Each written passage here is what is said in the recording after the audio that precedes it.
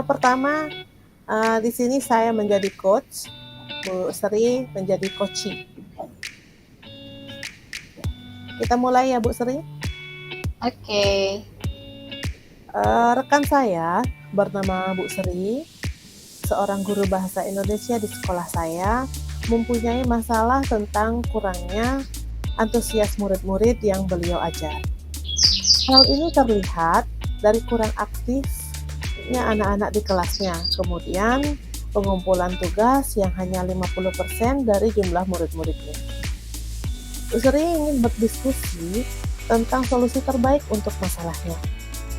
Berikut ini adalah dialog antara saya sebagai coach dan Bu Sri sebagai coachee. Oke, kita mulai. Halo, apa kabar Bu Sri? Halo Bu Lina, kabar baik nih Bu. Boleh saya minta waktunya sebentar? Saya mau bercerita tentang apa yang saya rasakan akhir-akhir ini di kelas Bu Lina. Oke, baik Bu Sri, tentu saja boleh. Apa yang mau Bu Sri ceritakan hari ini? Begini Bu Lina, akhir-akhir ini saya merasa murid-murid di kelas yang saya ajar kurang antusias dalam menerima pembelajaran dari saya. Selain itu, jumlah murid-murid saya yang mengerjakan tugas hanya 50% saja dari mereka, Bu. Oh, begitu ya. Jadi menurut Bu Sri, apa yang Ibu harapkan dari obrolan kita hari ini? Saya mengharapkan solusi atas permasalahan saya tentang antusiasme murid-murid yang saya ajar, Bu. Oke, baik Bu Sri. Nah, kita lanjut ya Bu Sri. Menurut Bu Sri, hal apa saja yang membuat murid-murid Bu Sri kurang antusias dalam pembelajaran yang sudah Bu Sri laksanakan? Kalau saya ingat-ingat kembali, hal yang menyebabkan murid-murid saya kurang antusias adalah yang pertama, pembelajaran saya sepertinya sedikit membosankan ya Bu, terlalu monoton, saya terlalu dominan untuk berbicara, bercerita di depan murid-murid saya. Kemudian yang kedua, saya tidak memberikan kesempatan untuk murid saya berpendapat atau aktif berbicara saat pembelajaran saya, Bu. Jadi begitu ya Bu Sri. Lalu kira-kira apa saja ya yang dapat membuat Bu Sri, murid Bu Sri itu antusias dalam mengikuti pembelajaran Bu Sri? Kalau menurut saya, nampaknya murid-murid menginginkan pembelajaran yang asik ya Bu Lina ya. Tidak monoton, tidak membosankan, dan yang pasti menyenangkan dan seru. Wah, keren sekali idenya Bu Sri. Saya sependapat dengan Ibu. Lalu menurut pendapat Ibu, apa saja sih yang bisa membuat murid-murid Ibu itu asik, seperti yang Ibu katakan tadi, asik belajar, tidak bosan dalam pembelajaran? Kira-kira apa Bu yang bisa dapat menyebabkan mereka asik dalam belajar? Menurut saya, pembelajaran haruslah terpusat pada murid ya Bu Lina ya. Murid diminta untuk aktif, kemudian menggunakan media interaktif, ada ice breakingnya, ataupun games supaya pembelajaran lebih menarik. Bagus sekali Bu Sri idenya. Nah, kalau tadi tentang pembelajaran, lalu mengenai tugasnya Bu, mengenai tugas yang Ibu berikan, tadi Ibu mengatakan tugasnya terlalu banyak, soal pertanyaannya terlalu banyak, begitu kan? Nah, lalu mengenai tugas yang Ibu berikan kepada murid, kira-kira apa sih penyebabnya sehingga murid Ibu kurang antusias dalam pengumpulan tugas? Apa ya? Kemungkinan karena itu tadi deh Bu, tugas saya terlalu banyak. Di samping itu pertanyaannya juga banyak. tetapi saya kurang memberikan sumber belajar yang beragam dan mengasihkan. Hmm, jadi masalahnya di sumber belajar ya, Bu? Nah, eee, kalau boleh tahu, Bu, sumber belajar apa saja sih yang Ibu gunakan di kelas saat pembelajaran Ibu? Saya biasanya hanya menggunakan buku teks yang ada di perpustakaan, Bu Lina. Oh, baik. Menurut Bu Sri, selain buku teks, ada nggak sumber belajar lain selain buku teks? Saya pikir banyak ya Bu ya sumber belajar seperti video YouTube, artikel di blog, atau tulisan ilmiah di internet. Atau bisa juga ya kita menggunakan aplikasi yang sedang tren sekarang seperti video YouTube, Reels IG, atau TikTok. Wah, luar biasa sekali Bu Sri. Nah, betul sekali Bu Sri. Saya yakin apabila Bu Sri bisa menggunakan berbagai sumber belajar, pasti murid-murid Bu Sri akan lebih antusias dalam pembelajaran yang Bu Sri laksanakan. Sepertinya sih begitu ya Bu Lina ya. Iya, benar sekali Bu Sri. Nah, oke, selanjutnya Bu Sri. Apa sih rencana Bu Sri untuk menyelesaikan masalah ini? Apa ya Bu Lina ya? Yang pertama tentu saya harus merancang dulu pembelajaran yang mengasihkan itu bagaimana sih dengan menggunakan sumber belajar yang beragam seperti video YouTube dan TikTok. Kemudian yang kedua, saya tidak akan memberikan tugas terlalu banyak. Bentuk tugasnya juga sesuai dengan bakat dan minat murid-murid saya. Istilahnya, saya akan melaksanakan pembelajaran diferensiasi gitu deh, Bu. Sehingga murid tidak terkesan dipaksa, tetapi mereka memang senang mengerjakan tugasnya. Misalnya menggunakan bentuk drama, lagu, puisi, pantun, atau laporan digital. Wah, keren sekali idenya Bu Sri. Mudah-mudahan berhasil ya Bu. Nah, Bu Sri, tadi Bu Sri sudah menjelaskan rencana aksi Ibu, rencana yang akan Ibu lakukan untuk mengatasi masalah ini. Lalu bagaimana komitmen Bu Sri terhadap rencana aksi tersebut? Komitmen ya. Saya berkomitmen untuk selalu membuat rencana pembelajaran yang mengasihkan, menggunakan banyak sumber belajar untuk eksplorasi materi, sehingga murid-murid saya dapat menjalankan Merdeka Belajar. Murid-murid juga senang dalam kegiatan pembelajaran, tanpa ada unsur paksaan. Akan saya serahkan pemilihan sumber belajar dan bentuk tugas pada murid-murid saya, Bu Lina. Wah, idenya Bu Sri mantap sekali Bu Sri, bagus sekali. Saya sangat mendukung idenya Bu Sri. Nah, ini juga menjadi inspirasi loh bagi saya. Mudah-mudahan semua berjalan lancar ya, sesuai dengan harapan Ibu. Oke, terima kasih Bu Lina atas waktunya untuk sharing. Mudah-mudahan kita semua bisa menjadi guru yang selalu dirindukan oleh murid-murid kita ya. Iya Bu Sri, sama-sama. Tapi sebelum mengakhiri coaching hari ini Bu Sri, apa sih yang Ibu rasakan? Apa yang Ibu dapatkan dari obrolan kita hari ini? Gimana ya Bu ya? Puas dan bangga gitu rasanya. Ternyata bisa ya mencari jalan keluar sendiri gitu atas permasalahan yang saya sebutkan di awal tadi melalui kegiatan coaching ini. Iya, betul sekali Bu Sri. Jadi semua orang memiliki potensi ya Bu Sri. Oke Bu Sri. Kita akhiri percakapan hari ini ya. Kita bertemu lagi di coaching-coaching berikutnya. Baik, terima kasih Bu Lina. Sama-sama Bu Sri, sampai jumpa. Baik, sekarang kita lanjutkan ke kasus 2 ya.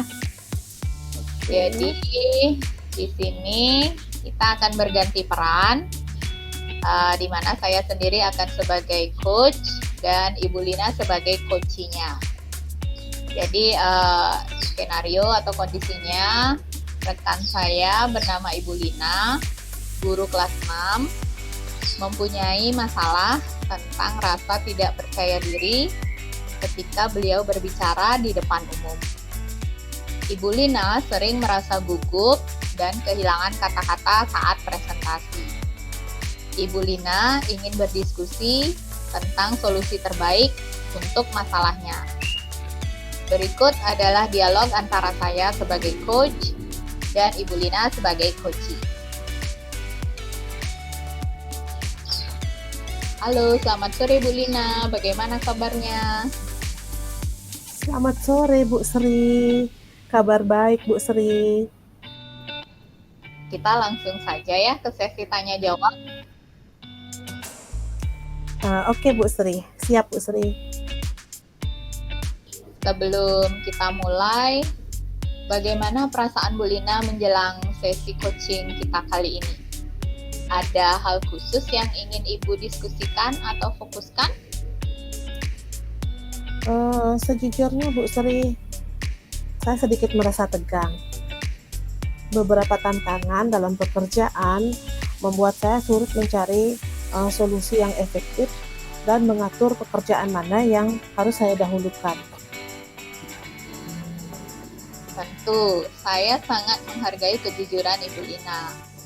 Mari kita jadikan sesi ini sebagai ruang untuk menjelajahi solusi bersama. Apakah ada hal khusus yang ingin kita bahas lebih mendalam hari ini, Bu Lina?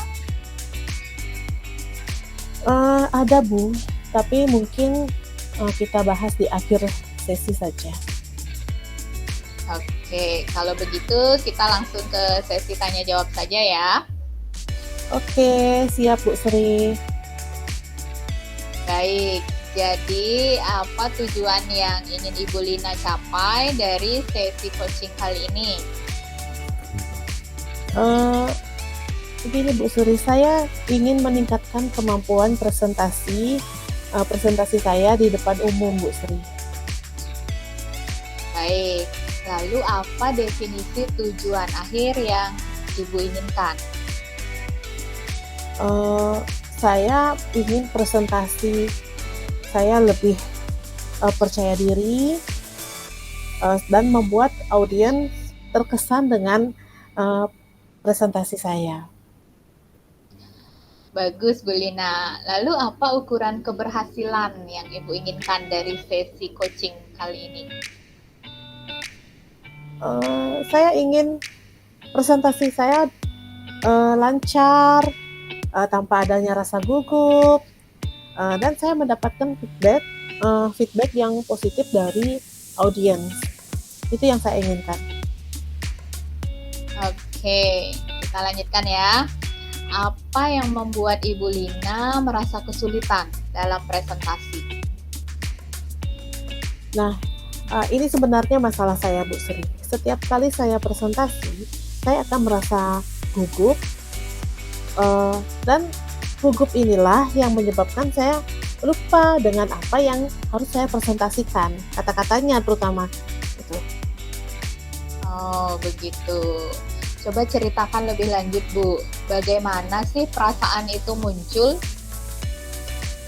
Nah, gugup itu biasanya muncul karena saya merasa di awal saya sudah merasa takut.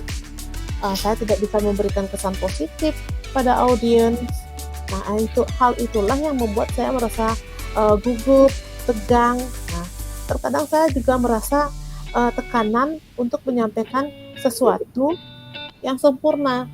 Jadi saya keburu takut. Baik, saya paham. Kemudian bagaimana Ibu Lina menghadapi situasi tersebut? Begini Bu Sri, di sini saya ingin Bu Sri membimbing saya dengan pertanyaan-pertanyaan yang membuat saya merenung, membuka ruang bagi diri saya sendiri untuk menyusun pemahaman yang lebih mendalam mengenai tantangan yang saya hadapi. Saya ingin saya didengar, saya didukung, dan saya dimotivasi. Seperti itu, Bu Sri. Baik, kita akan bersama-sama mencari solusi untuk mengatasi hambatan ini ya Bu ya. Apakah ada hal lain yang ingin Ibu tambahkan? Saya ingin merasa lebih percaya diri. Saya ingin terampil dalam presentasi, dan saya yakin melalui bimbingan ini saya dapat mencapai hal tersebut. Oke, jadi bisa lebih percaya diri ya dalam presentasi. Nah, kalau begitu, apa saja rencana Ibu dalam mencapai tujuan presentasi yang Bu Lina inginkan? Tujuan saya, rencana saya akan menyiapkan materi presentasi yang baik. Saya akan belajar presentasi di depan cermin. Terus selanjutnya saya akan mencari feedback dari rekan sejawat atau teman-teman atau bahkan mentor. Bagus, idenya bagus sekali ya Bu Lina ya. Apakah ada prioritas yang Ibu miliki dalam rencana aksi ini Bu? Dalam rencana aksi ini prioritasnya saya mempersiapkan materi dengan baik, berlatih, lebih sering-sering berlatih, karena saya percaya bahwa pondasi yang kuat dalam materi dan latihan akan membantu saya untuk mengatasi rasa gugup saat presentasi. Iya, benar sekali Ibu. Lalu apa strategi yang Ibu Lina bisa gunakan untuk mencapai tujuan presentasi Ibu? Mungkin saya akan menyiapkan referensi materi yang baik untuk presentasi. Yang kedua, saya akan menyiapkan slide yang menarik, bisa dibuat melalui Canva tentunya. Terus saya akan berlatih presentasi dengan fokus pada intonasi dan gerakan tubuh. Dan saya juga akan berencana meminta feedback dari teman-teman atau mentor untuk terus memperbaiki diri saya. Wah, itu adalah langkah-langkah yang sangat baik sekali Bu Lina. Rencana aksi yang terstruktur dan fokus pada detail akan membantu Bu Lina mengatasi tantangan presentasi dengan lebih efektif. Baik. Terima kasih Bu Sri. Oh iya. Sekarang setelah memaparkan rencana aksi, saya ingin tanya nih, apa komitmen Ibu Lina terhadap rencana aksi yang sudah Ibu buat? Saya berkomitmen untuk menyiapkan materi presentasi yang baik, berlatih presentasi di depan cermin, mencari feedback, membuat refleksi tentang diri saya sendiri, sehingga saya bisa melakukan perbaikan-perbaikan yang untuk lebih baik ke depannya. Baik, lalu siapa dan apa yang dapat membantu Ibu dalam menjaga komitmen Ibu tersebut? Yang dapat membantu saya di sini mungkin adalah teman, terus mentor. Mereka bisa memberikan saya feedback dan membantu saya untuk berlatih dalam presentasi, dan saya percaya Bu Sri, dukungan mereka akan menjadi pendorong motivasi dan penemantik perbaikan bagi diri saya. Iya. Bagaimana dengan tindak lanjut dari kegiatan coaching kita kali ini, Bu Lina? Coaching hari ini sangat luar biasa, Bu Sri. Jadi yang awalnya saya tidak punya ide bagaimana caranya bisa tampil dalam presentasi yang baik, jadi saya mempunyai ide untuk agar presentasi saya nanti lebih bagus dari sebelumnya. Nah, saya akan terus berlatih presentasi, mencari feedback dari teman atau mentor untuk meningkatkan kemampuan presentasi saya. Di samping itu Bu Sri, Kegiatan ini tidak hanya menjadi fokus sementara, tapi juga sebuah perjalanan berkelanjutan menuju pengembangan diri dalam berkomunikasi yang efektif. Secara tidak langsung saya juga melatih diri saya berkomunikasi dengan ibu, seperti itu. Terima kasih Bu Sri. Baik, keren sekali ya Ibu Lina ya. Ternyata Ibu Lina bisa sendiri kan mencari solusi atas permasalahan Ibu. Benar sekali, atas bantuan pertanyaan coaching juga. Iya, jadi nanti kalau misalnya ada permasalahan lagi, kita bisa bertemu kembali dalam sesi coaching ya Ibu Lina ya. Siap Ibu Sri, terima kasih banyak atas waktunya. Iya, sama-sama Ibu Lina.